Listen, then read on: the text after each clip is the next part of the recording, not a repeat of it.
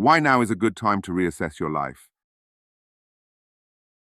In the film Don't Look Up, two astronomers discover a comet on a direct collision course with Earth.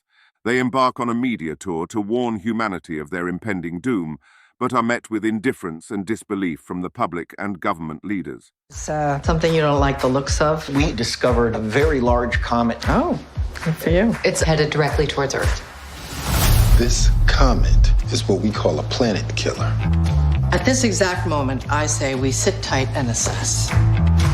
Sit tight and assess? Sit tight. And then assess. The sit tight part comes first, then you got to digest it. That's the assessment period. The movie suggests a number of potential reasons for the indifference: political agendas, media sensationalism, distractions, and the challenges of daily life. Replace Comet with advanced systems of artificial intelligence, and you have yourself a real-life reenactment of the film. It's now very possible that within the decade or sooner, we will be sharing our world with an alien life form orders of magnitude more intelligent than the human species. The potential upsides and downsides of this encounter are incalculably good and incalculably bad. And the reality is that society at large is completely underestimating what we're in for. What is intelligence? Intelligence is the ability to solve problems, to create and achieve goals, and to make decisions in response to a changing environment, to reason, to accumulate knowledge, to learn from failure and success, and to interact with an ever-changing world. It's easy to forget just how magnificent and mysterious biological systems, like humans, really are. A calculator could be considered a form of artificial intelligence, programmed to do math. The Instagram algorithm could be considered a more complex, more general form of artificial intelligence, programmed to learn about your interests, hijack your nervous system, and keep you glued to your screen for prolonged periods of time. Both of these examples are, relatively speaking, narrow forms of artificial intelligence. They are good at doing math, and if programmed to do so, can even hijack your dopamine reward system and keep you doom-scrolling long enough to hate yourself. But ask those same systems to take out the trash or walk the dog. No bueno. This is where the general part comes in. General intelligence is the ability to apply intelligence across many different situations. It's now becoming increasingly accepted that artificial general intelligence is not only likely, but coming way sooner than originally anticipated. In addition to running complex math computation, executing algorithms, taking out the trash and walking the dog, AI systems will be able to write poetry, cure cancer, and start global cyber World War III. And this is where things get interesting. An artificial general intelligence will be capable of making decisions and performing tasks in a wide variety of domains without human intervention. It will be able to teach itself. It will be able to continuously learn without the same restraints of a human biological meat suit. This means we will co-inhabit a world with another intelligence which will continue to grow exponentially more intelligent than the human species. Once this happens, well, we have no fucking idea. What we can expect is that the very nature of human existence will change beyond anything we can possibly conceive. Smart people on either side of the good versus bad debate have posed serious outcomes ranging from immortality to immediate and complete annihilation of the human species. Worth repeating, serious outcomes ranging from immortality to immediate and complete annihilation of the human species. And without going into too much detail, there is sufficient evidence to suggest that even the current large language model frameworks may already be giving rise to a sentient and early-stage general form of intelligence. The debate at the moment is centering around whether or not text alone is sufficient to create an AGI system. Let me ask you about AGI. What are some moonshot ideas you think might make significant progress towards AGI? Or maybe another way is, what are the big blockers that we're missing now? So basically, I am fairly bullish on our ability to build AGIs, basically automated systems that we can interact with and are very human-like, and we can interact with them in the digital realm or physical realm. We're dosing the genie with crack cocaine. Some experts claim super-intelligent AGI will happen in a matter of years. Others predict decades. Some think the appearance of AGI will be immediate. Others think the takeoff will be gradual and then exponential. Yeah. When do you think you and we as humanity will build AGI? I used to love to speculate on that question. I have realized since that I think it's like very poorly formed and that people use extremely different definitions for what AGI is.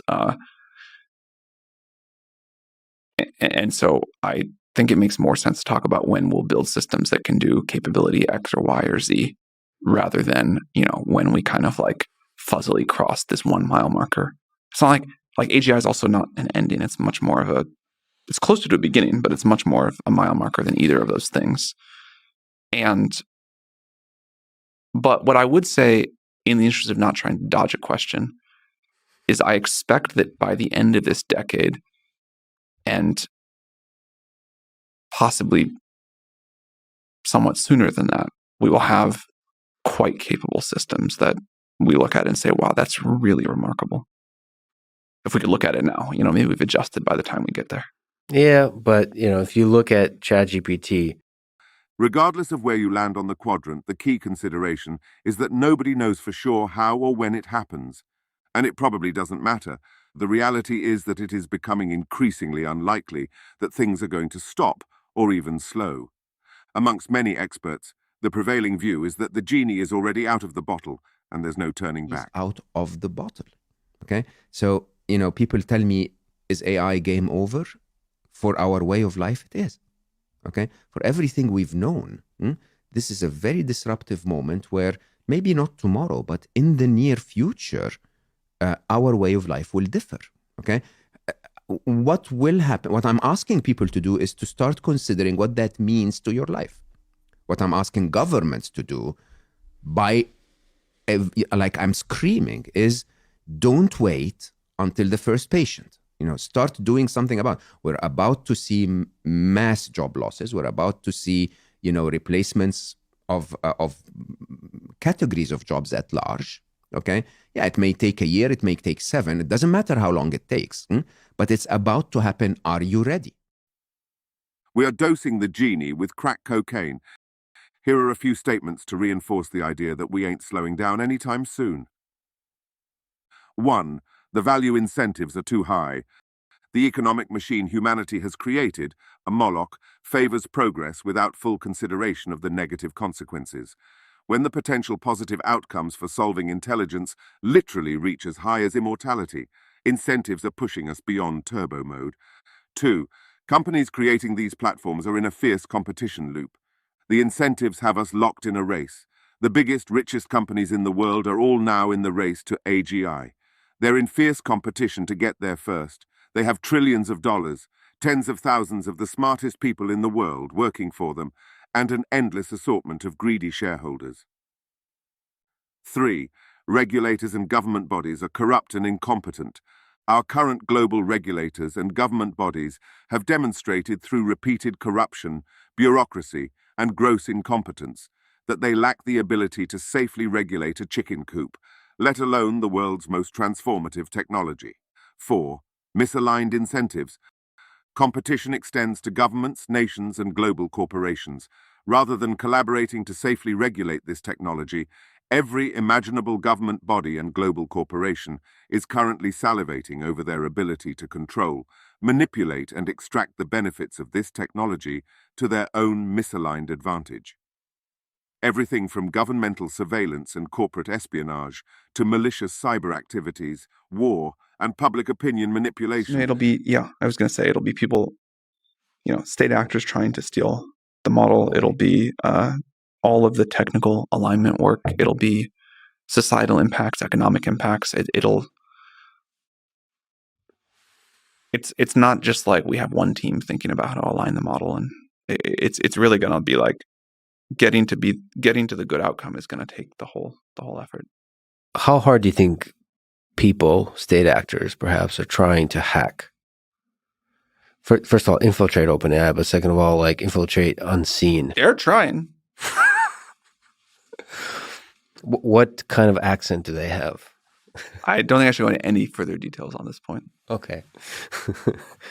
But I presume it'll be more and more and more as time goes on. That feels reasonable. Boy, what a dangerous space. What aspect of the leap, and sorry to linger on this, even though you can't quite say. 5. the prevailing view that we need to do this on the fly. Many experts claim, rather convincingly, that the only way we'll align AGI is by incrementally releasing versions and models to the public and adjusting on the fly. 6. Underlying subconscious drivers. Many of the individuals creating AGI have an almost religious belief in the creation of a god or superintelligent life form. So I have a friend who I've spoken to informally and really asking, why are these AI labs racing to build AGI given all the risks? And he wrote back to me about a lot of the conversations that he's had with the small number of people building AGI at these major labs. And he wrote the following.